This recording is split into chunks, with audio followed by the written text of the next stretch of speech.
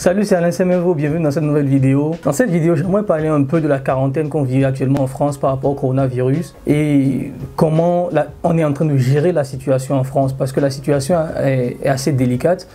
Et on a vu ce que Macron a dit la dernière fois, le président Macron a dit, et tous les membres du gouvernement qui se sont succédés pour parler, bon, limite c'est la loi martiale, on est en guerre, etc. Bon, moi ça me fait un peu rigoler parce que pendant 2 mois, on n'a pas cessé de critiquer la manière dont les Chinois géraient la crise.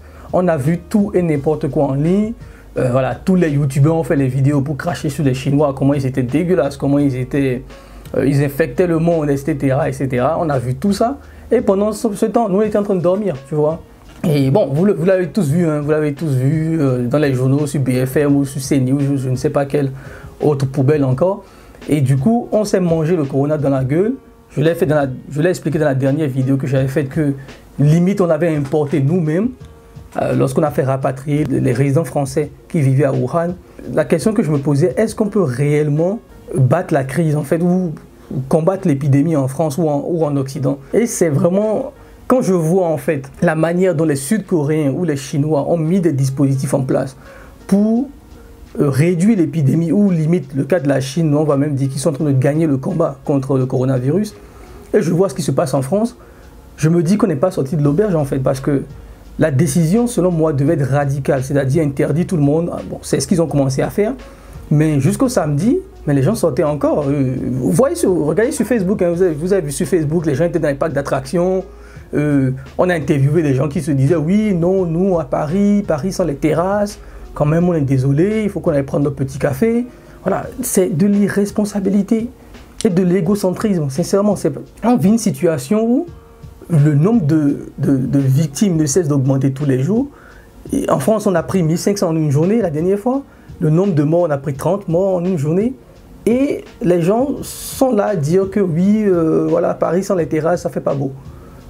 Je me dis, mais vous voulez jouer à quel jeu en fait? Soit on combat l'épidémie, soit on fait, voilà, on laisse l'épidémie tuer tout le monde, ou en tout cas infecter tout le monde. Et je vois des gens sur les réseaux sociaux qui disent non, qu'on dramatise trop la situation, que ça ne tue pas plus que la grippe, voilà, que les gens s'en sortent sans problème.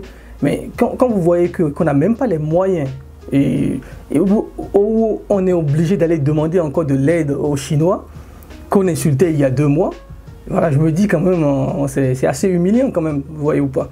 Et je vais vous montrer des vidéos de comment les Chinois sont en train de régler la crise chez eux. Mais ils ont mis des moyens jamais vus. C'est désinfectant dans toute la ville, on a mis des drones dans tout le pays pour désinfecter les endroits. Le métro est nettoyé tous les jours, tous les matins, les aéroports. Vraiment, c'est comme si on était en train de faire un gros nettoyage d'un pays de fond en comble en fait, vraiment de fond en comble.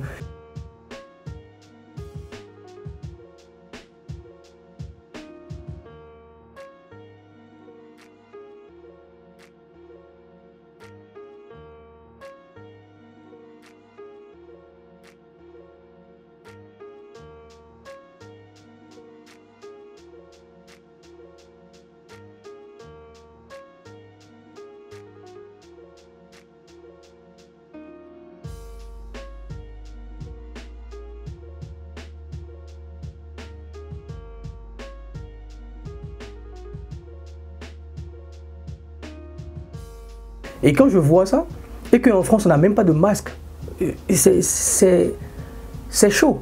En France, on n'a même pas de masque. J'ai essayé de commander des masques sur Internet. Allez sur Amazon, hein. Le délai de livraison c'est le 10 avril, donc dans 1 mois, pour recevoir les masques. Et donc on n'a même pas de masque. Vous allez en pharmacie, vous ne trouvez pas de masque, parce que les masques ont été réquisitionnés apparemment. Donc les pharmacies n'en ont plus aussi.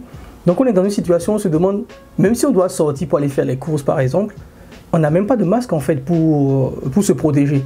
Et en plus il y a des gens qui disent non, c'est ceux qui sont malades qui doivent porter des masques, ceux qui ne sont pas malades n'ont pas besoin de porter des masques. Je vais vous mettre des vidéos en Chine, vous allez voir que tu sois malade ou pas, ou en Corée du Sud aussi, tout le monde porte des masques. Avec des gants ou peu importe, mais tout le monde porte des masques. Les écoles ont repris en Chine, les universités sont en train de reprendre petit à petit, tout le monde est en masque, même les professeurs. On est les seuls à penser qu'il faut que ce soit la personne qui soit malade, qui se mette en quarantaine tout seul et qui ne porte pas de masque, qui portent un masque, est-ce que les autres n'ont pas besoin de porter de masque et tout. Donc quand on analyse tout cela, on met tout cela bout en bout, moi je me pose réellement la question si on va pouvoir venir à bout de l'épidémie en fait. Parce que les gens ne le prennent pas sérieusement, sincèrement. Allez voir sur les réseaux sociaux, allez voir sur Facebook, Twitter, Instagram, peu importe. On a l'impression que, en fait, les gens le vivent en fait même comme si c'était une restriction des libertés, que c'est un complot international pour éliminer la retraite. Tout. Voilà, moi, je vois tout et n'importe quoi. Et pour ceux qui parlent de complot, sincèrement, voilà, je ne sais pas s'ils ont la preuve de quel complot. Et même si c'était un complot, voilà, on va faire quoi? On va dire, bon, vu que c'est un complot, bon, que tout le monde aille mourir tranquillement, ou bien que voilà, tout le monde va guérir et tout. Voilà, c'est absurde en fait. C'est absurde. Complot ou pas, c'est pas la question. La question, c'est de savoir comment on se protège. Et quand moi je vois les dispositifs qu'on met en France et qui ne sont même pas respectés, enfin, pour le moment en tout cas, ne sont même pas respectés, je me pose réellement la question si on va réellement venir à bout de l'épidémie qui se passe. Selon moi, la réponse doit être radicale, vraiment à la chinoise ou à la sud-coréenne. Bon, je pense à la chinoise, c'est déjà un peu trop, mais au moins la sud-coréenne, elle doit vraiment être radicale. Et on doit pouvoir distribuer des masques aux gens. Parce que là, vraiment, on n'a même pas de masque, on ne peut même pas acheter. Même si tu veux acheter sur Internet, tu vas être livré dans un mois. Et je ne sais pas si vous êtes allé sur Amazon, le prix des masques, mais voilà. En tout cas, les gens qui vendent sur Amazon, qui ont des boutiques qui vendent sur Amazon, ils vont se faire de l'argent, ça c'est clair. Ils vont vraiment se faire de l'argent. Le prix des masques a été multiplié par 10 limite en fait. On vit une situation assez compliquée, les gens ne prennent pas ça au sérieux et on se demande en fait si on va pouvoir résoudre vraiment l'épidémie, combattre l'épidémie comme les Sud-Coréens sont en train de le faire, comme les Chinois sont en train de le faire. Moi personnellement, vu les infos qu'on a aujourd'hui, je ne suis même pas sûr. Je ne suis même pas sûr.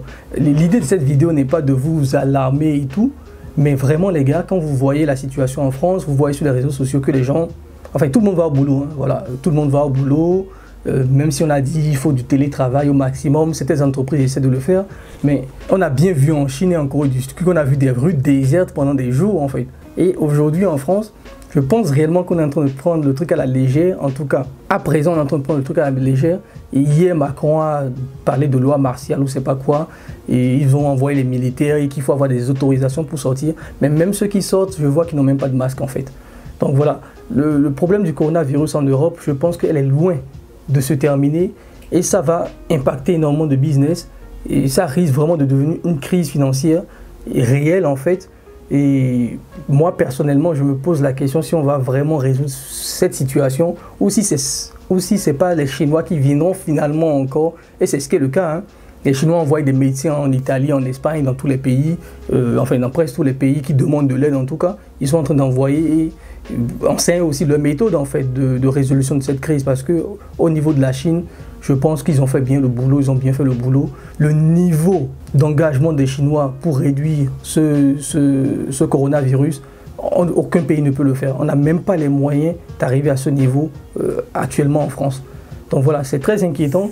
Voilà, j'ai pas envie de vous faire peur sur cette vidéo, mais c'est très inquiétant et moi aussi, sincèrement, je ne vais pas vous mentir, ça fait un peu flipper parce que voilà, moi dès le départ, début février déjà, moi je ne sors plus de chez moi. Voilà, je ne sortais plus de chez moi. Mais la situation est quand même assez critique et on essaiera de voir comment ça va évoluer et comment cela va impacter voilà, les activités. Pour ma part, pour le e-commerce, vous le savez, moi, beaucoup de mes boutiques sont à l'étranger, sont aux États-Unis. Les délais de livraison sont, voilà, c'est un peu long, mais c'est pas grave, on arrive à gérer. Et aussi à votre niveau, lancez-vous, c'est vraiment le moment parce que cette crise est... Voilà, le futur va être très compliqué, sincèrement. Enfin, c'est même pas moi qui le dis. J'écoute les vidéos, par exemple, comme Tammy Kabaj et tout. Même lui n'est pas serein, quoi. Les gars, personne n'est serein, en fait, par rapport au lendemain de cette crise, ce que cela va engendrer. Et ce qui fait le plus mal, en fait, ou qui dérange le plus, ce n'est même pas une crise financière en tant que telle, c'est que c'est une crise sanitaire qui va débouler sur une crise financière et c'est vraiment la première fois dans l'histoire qu'on revoit ça. Et beaucoup de gens ne savent pas comment réagir par rapport à cette crise en fait. Personne ne sait. Même les gens disent oui, il faut aller investir en bourse. Même moi, je pensais qu'il faut aller investir en bourse parce que je me dis ça va être les soldes. Mais vraiment, quand tu vois la situation, même en bourse ou même l'or perd, le pétrole, tout perd en fait. Tu ne sais même pas sur quoi il faut investir finalement. Et voilà, financièrement, ça va être très compliqué en fait. Ça va être très compliqué. Donc voilà les amis, voilà pour cette vidéo. Le but n'est pas de vous faire peur, mais de vous informer sur la situation et surtout aussi que vous puissiez prendre les dispositifs vous-même pour savoir comment vous allez sortir de cette crise et surtout comment vous allez capitaliser sur cette crise pour gérer votre avenir financier ou même à votre avenir personnel après cette crise qui est en train de se passer en France et dans le monde entier. Donc merci beaucoup, n'hésitez pas à liker, à partager la vidéo et surtout à vous abonner à la chaîne. On se retrouve dans une prochaine vidéo. Bye bye.